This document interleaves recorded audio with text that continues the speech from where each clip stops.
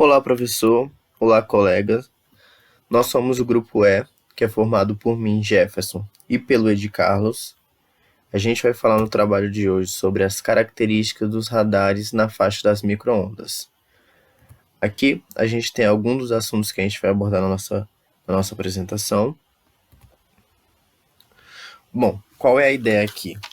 A gente vai falar resumidamente sobre o desenvolvimento do sistema de radar na faixa de microondas, com seus conceitos e também algumas das suas aplicações. Vamos começar pelo resumo da história do radar. A gente pode colocar como ponto de partida o trabalho de Rudolf Hertz em 1880, onde ele mostrou que as ondas de rádio tinham um comportamento bem similar com as ondas de luz. Com isso, em 1904, o alemão Christian Rousmier criou o primeiro dispositivo de radar. Porém, por ter uma precisão bem ruim e quase não ter aplicação, não teve sucesso algum naquela época. Já em 1917, o sérvio Nikola Tesla aprimorou os conceitos, indicando qual seria a melhor faixa de frequência para o funcionamento de radar. Esse, inclusive, são as microondas.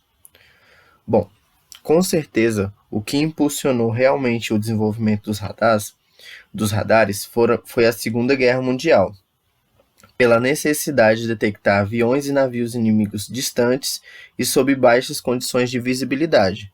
Com isso, na década de 1930, vários criadores, vários cientistas, eles desenvolveram projetos paralelos e vários dispositivos de radar saíram quase que simultaneamente.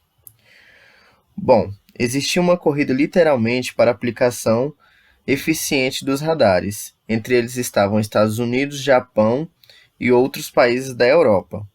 Com isso, surgiram vários projetos simultâneos, como eu falei, e de longe, quem mais desenvolveu o radar foram os britânicos, que em poucos anos depois eles conseguiram inclusive criar dispositivos suficientemente pequenos para caber inclusive em aviões.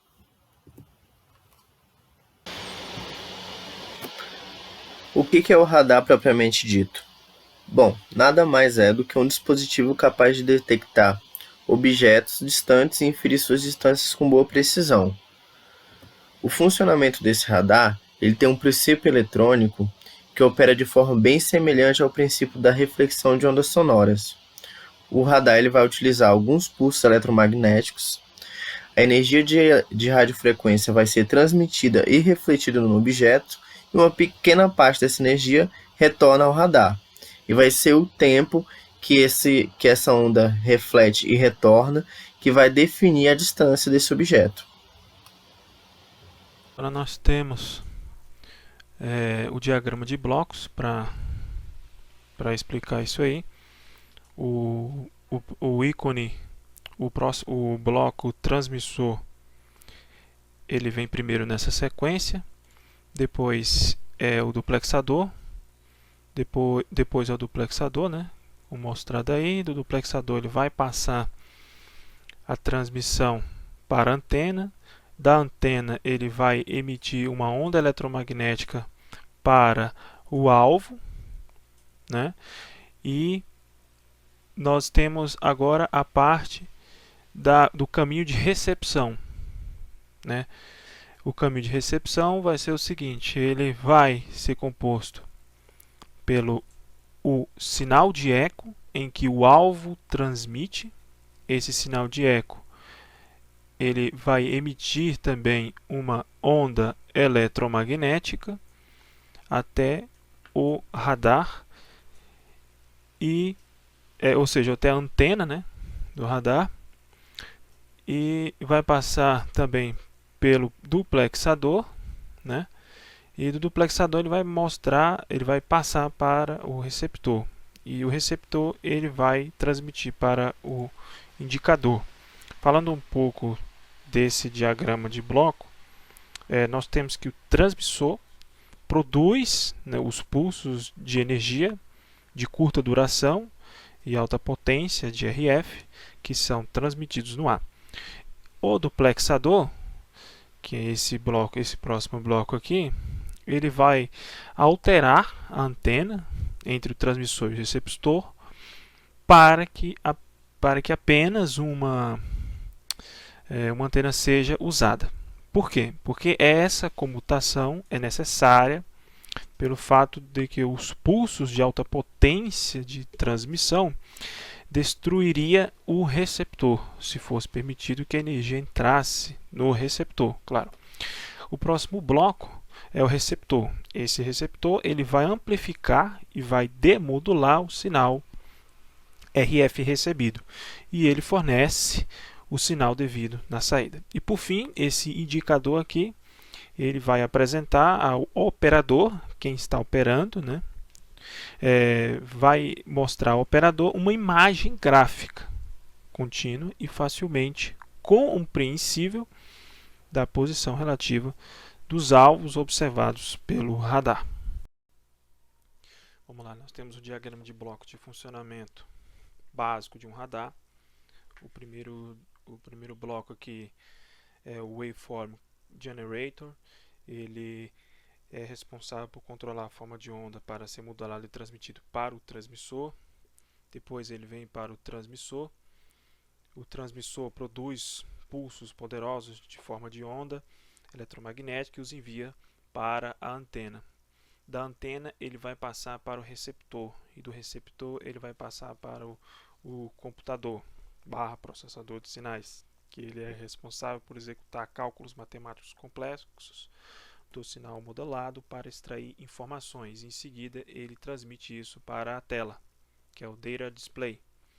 Lembrando que o Time Control ele é um bloco de tempo e controle que fornecerá as informações de tempo para sincronizar vários sinais a fim de controlar a operação de outros componentes de radar. Radar de trânsito. Como já vimos, trata-se de uma das aplicações mais comuns do radar em nosso cotidiano, utilizada para controle de tráfego em diferentes versões. As chamadas armas de radar, aquelas que são empunhadas pelos policiais, emitem sinais de rádio para os carros. O tempo entre uma emissão e outra é constante, mas os reflexos não oferecem a mesma constância a menos que o veículo esteja parado. A diferença entre uma reflexão e outra representa o efeito Doppler.